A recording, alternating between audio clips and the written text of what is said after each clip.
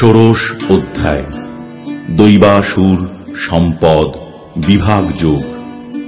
দৈব ও আসরিক প্রকৃতিগুলির পরিচয়। যারা আসরিক গুণগুলি অর্জন করে এবং শাস্ত্রবিধি অনুসরণ না করে যথেচ্ছভাবে জীবন যাপন করে থাকে, তারা হীন জন্ম ও ক্রমশ জাগতিক বন্ধন দশা লাভ করে। কিন্তু যারা দিব্য গুণাবলীর অধিকারী এবং শাস্ত্রীয় অনুশাসন আদি মেনে বিধিবদ্ধ জীবন যাপন করেন, তারা ক্রমান্বয়ে পারমার্থিক সিদ্ধি লাভ করেন।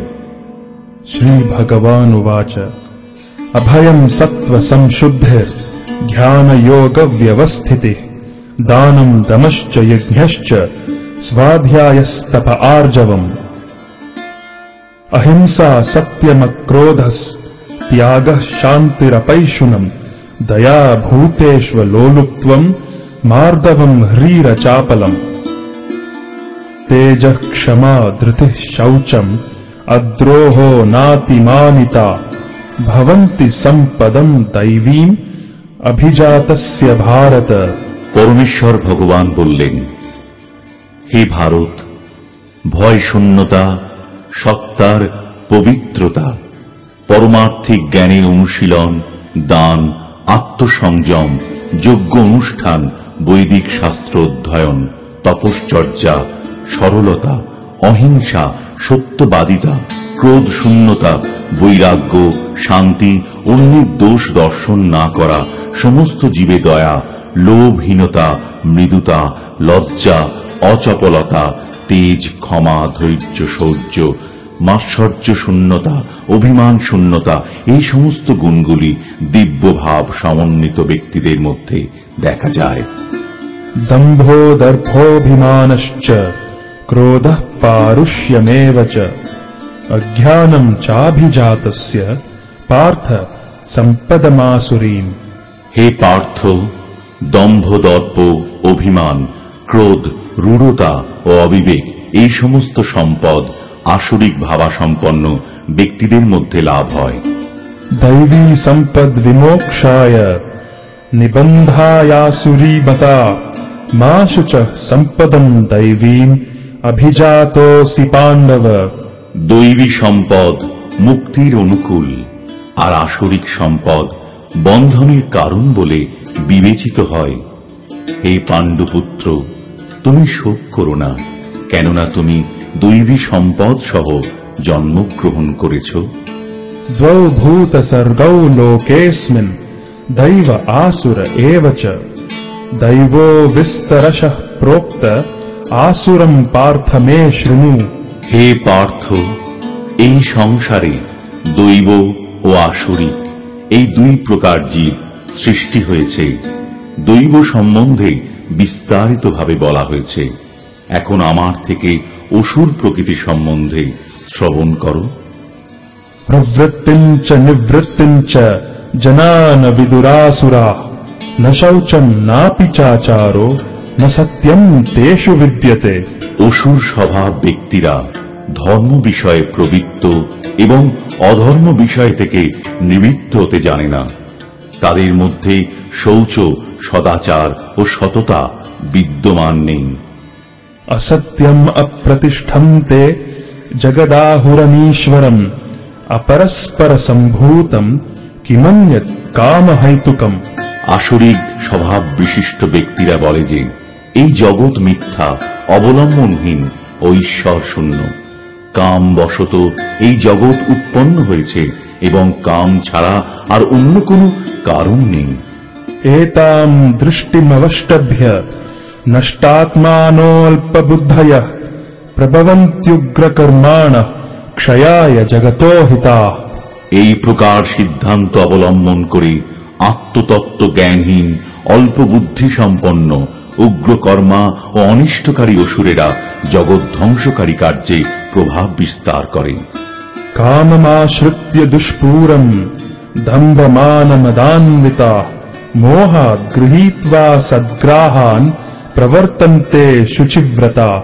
সেই আসরিক ব্যক্তিগণ দুষ্পূরণীয় কামকে আশ্রয় করে দম্ভ, মান ও মদমত্ত হয়ে অসুচি কার্যে ব্রতী হয় এবং মোহবশত অসৎ বিষয়ে প্রবৃত্ত হয়। চিন্তামপরিমেয়াম চ প্রলয়ান্তম উপাশ্রিতা কামোপভোগ পরমা এতাবদ ইতি নিশ্চিতা आशापाशशतैर्बद्धा कामक्रोधपरायणा ईहन्ते कामभोगार्थम् अन्यायेनार्थसञ्चयान्। অপরিমেয় দুশ্চিন্তার আশ্রয় গ্রহণ করে মৃত্যুকাল পর্যন্ত ইন্দ্রিয় সুখ ভোগকেই তারা তাদের জীবনের চরম উদ্দেশ্য বলে মনে করে। এভাবেই শত শত আশাপাশে আবদ্ধ হয়ে এবং কাম ও ক্রোধ পরায়ণ হয়ে তারা কাম উপভোগের জন্য অসৎ উপায়ে অর্থ সঞ্চয়ে চেষ্টা করে। ইদমদ্য ময়া লব্ধম ইমম প্রাপ্স্যে মনোরথম ইদমস্তীদম অপি মে ভবিষ্যতি পুনর্ধনম। असौ मया हतः शत्रुर् हनिष्ये चापरानपि ईश्वरोऽहम् अहम् भोगी सिद्धोऽहम् बलवान् सुखी। आढ्योऽभिजनवानस्मि कोऽन्योऽस्ति सदृशो मया यक्ष्ये दास्यामि मोदिष्य इत्यज्ञानविमोहिताः अनेकचित्तविभ्रान्ता मोहजालसमावृताः प्रसक्ताः कामभोगेषु पतन्ति नरकेषु च। অসুর স্বভাব ব্যক্তিরা মনে করে, আজ আমার দ্বারা এত লাভ হয়েছে এবং আমার পরিকল্পনা অনুসারে আরো লাভ হবে। এখন আমার এত ধন আছে এবং ভবিষ্যতে আরো ধন লাভ হবে। ওই শত্রু আমার দ্বারা নিহত হয়েছে এবং অন্যান্য শত্রুদেরও আমি হত্যা করব। আমি ঈশ্বর, আমি ভোক্তা, আমি সিদ্ধ, বলবান ও সুখী। আমি সবচেয়ে ধনবান এবং অভিজাত, আত্মীয় স্বজন পরিবৃত। আমার মতো আর কেউ নেই। আমি যজ্ঞ অনুষ্ঠান করব, দান করব এবং আনন্দ করব। এভাবেই অসুর স্বভাব ব্যক্তিরা অজ্ঞানের দ্বারা বিমোহিত হয়, নানা প্রকার দুশ্চিন্তায় বিভ্রান্ত হয় এবং মোহজালে বিজড়িত হয়ে কাম ভোগে আসক্ত চিত্ত সেই ব্যক্তিরা অসুচি নরকে পতিত হয়। आत्मसंभाविताः स्तब्धा धनमानमदान्विताः यजन्ते नाम यज्ञैस्ते दम्भेना विधिपूर्वकम्। সেই আত্মাভিমানী, অনম্র এবং ধন ও মানে মদাদিত্য ব্যক্তিরা অবিধিপূর্বক দম্ভ সহকারে নামমাত্র যজ্ঞের অনুষ্ঠান করে। अहंकारं बलं दर्पं कामं क्रोधं च संश्रिताः मामात्मपरदेहेषु प्रद्विषन्तोऽभ्यसूयकाः। অহংকার, বল, দর্প, কাম ও ক্রোধকে আশ্রয় করে অসুরেরা স্বীয় দেহে ও পরদেহে অবস্থিত পরমেশ্বর স্বরূপ আমাকে দেশ করে এবং সাধুদের গুণেতে দোষারোপ করে। तानहं द्विषतः क्रूरान् संसारेषु नराधमान् क्षिपां यजस्रमशुभान् असुरीष्वेव योनिषु। সেই বিদ্বেষী, ক্রূর ও নরাধমদের আমি সংসারে অশুভ আসুরী জনিতে অবিরত নিক্ষেপ করি।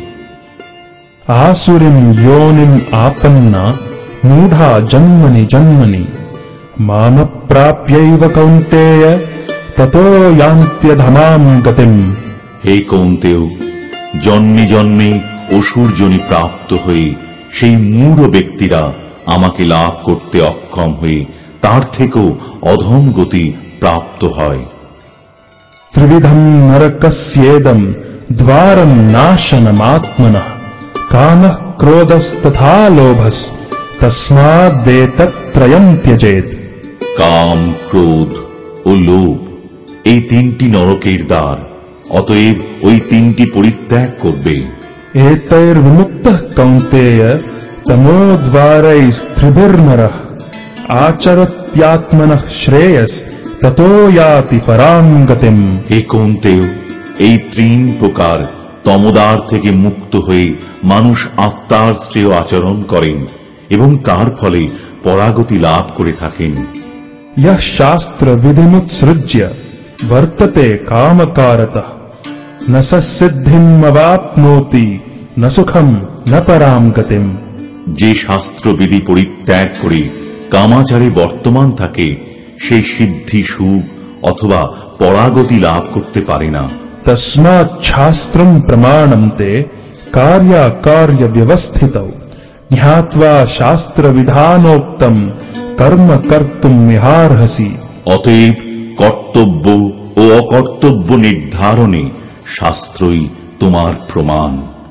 অতএব শাস্ত্রীয় বিধানে কথিত হয়েছে যে কর্ম, তা জেনে তুমি সেই কর্ম করতে যোগ্য হও।